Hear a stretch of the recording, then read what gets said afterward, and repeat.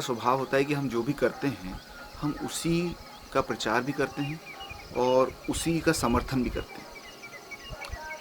जैसे कि मैंने शादी की है, तो नॉर्मली नेचुरली ये बात होगी कि मैं शादी का समर्थन करूँगा।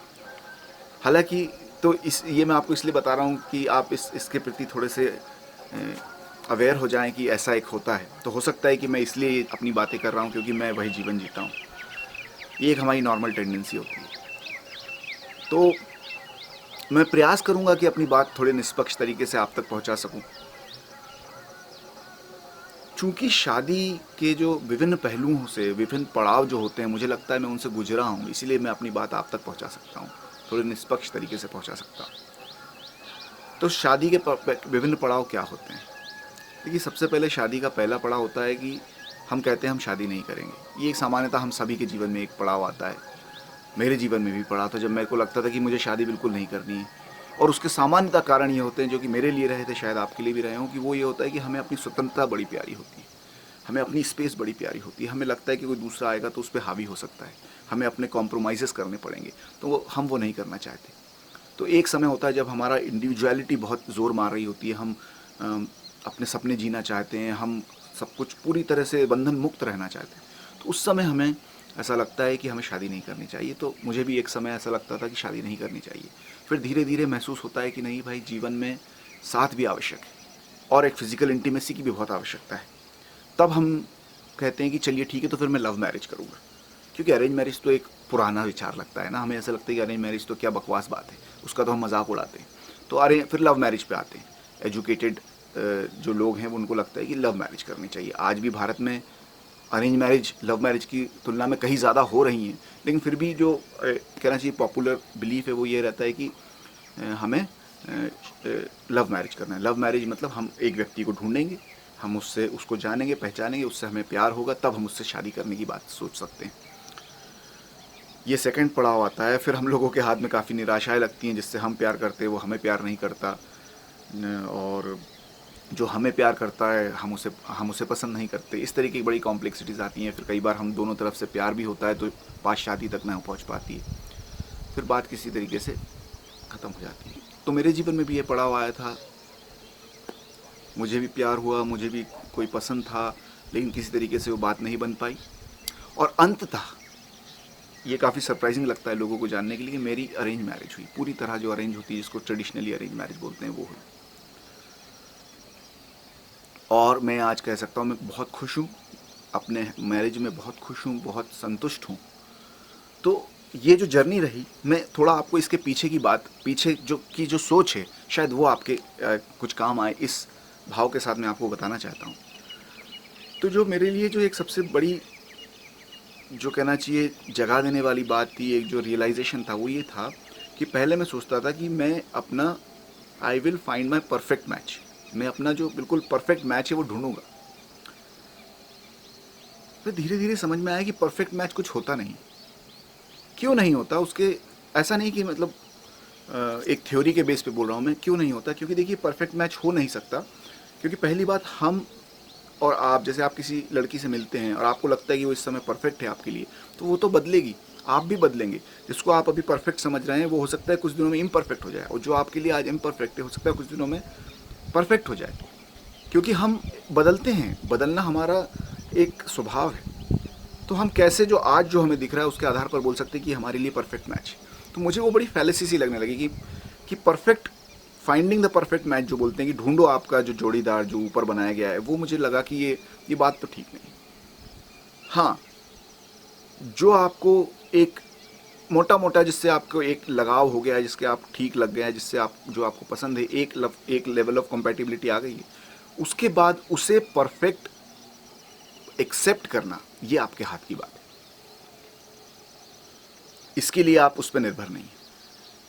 तो इसीलिए मुझे लगता है कि फिर बात मेरे लिए ये हो गई थी कि ये मुद्दा नहीं कि मैं किससे शादी करता हूँ, ये मुद्दा ये है कि मैं उस शादी में कैसे रहता हूँ, मैं उस व्यक्ति के साथ कैसे रहता हूँ, क्या मैं उसको स्वीकार कर सकता हूँ जैसा वो है, क्या मैं उसे ऐसे परफेक्ट मैच फॉर मी ऐसे स्वीकार कर सकता हूँ। तो मैंने ये करा, और इसी सोच के साथ मैं आज काफ़ी खुश हूँ। और इसीलिए मुझसे जब भी कोई सवाल पूछता है कि तो आपके अनुभव में क्या करना चाहिए, शादी करनी चाहिए कि नहीं करनी चाहिए, तो मैं तो यही कहता हूँ कि भाई 100% शादी करनी चाहिए। अब शादी से मेरा अर्थ क्या है वो भी थोड़ा मैं आपको स्पष्ट कर दूं। वो ये होता है long term committed relationship. Long term committed मतलब किसी एक व्यक्ति के साथ आप थोड़े लंबे समय तक, काफ़ी समय तक, जितने लंबे समय तक रहने के लिए आप निश्चय करते हैं कि मैं इस व्यक्ति के साथ लंबे समय तक रहना चाहता हूँ। ऐसा क्यों? क्योंकि असली लर्निंग, असली ग्रोथ वहीं होती है।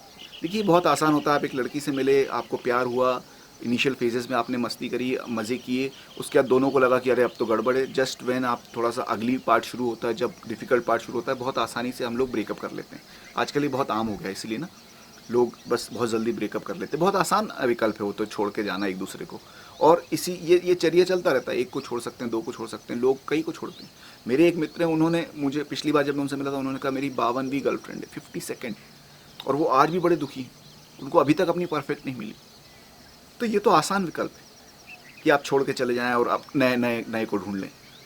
तो हाँ, कुछ बहुत ही मूलभूत आपको लगता है कि बहुत ही फंडामेंटल लेवल पे आप लोग अलग हैं, बहुत ही कोई खास, तो एक प्रेम पूर्ण तरीके से अलग हुआ जा सकता है। लेकिन छोटी मोटी बातों के लिए मैंने देखा है काफ़ी आसानी से हम लोग ब्रेकअप कर लेते हैं। तो शादी इसीलिए मैं कहता हूँ कि जब हम किसी भी व्यक्ति के साथ लॉन्ग टर्म कमिटेड रिलेशनशिप में रहते हैं, उसको ही मैं शादी के रूप में देख रहा हूँ, तो ये एक हमारे लिए लर्निंग एक्सपीरियंस होता है। ये हम लोग के लिए बहुत सीखने के लिए, विकास करने के लिए एक बहुत कहना चाहिए बहुत बड़ा सुनहरा अवसर होता है। और जीवन में विकास इससे जितना होता है वो बहुत आवश्यक होता है। शादी करने के लिए मेरे 3 और कारण रहे थे।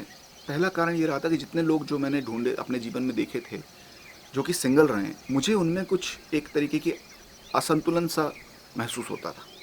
मैं गलत हो सकता हूँ, मैं जनरलाइज़ नहीं करना चाहता कि सारे सिंगल लोग ऐसे होते हैं। कई सिंगल लोग बहुत अच्छा जीवन भी व्यतीत कर रहे हैं।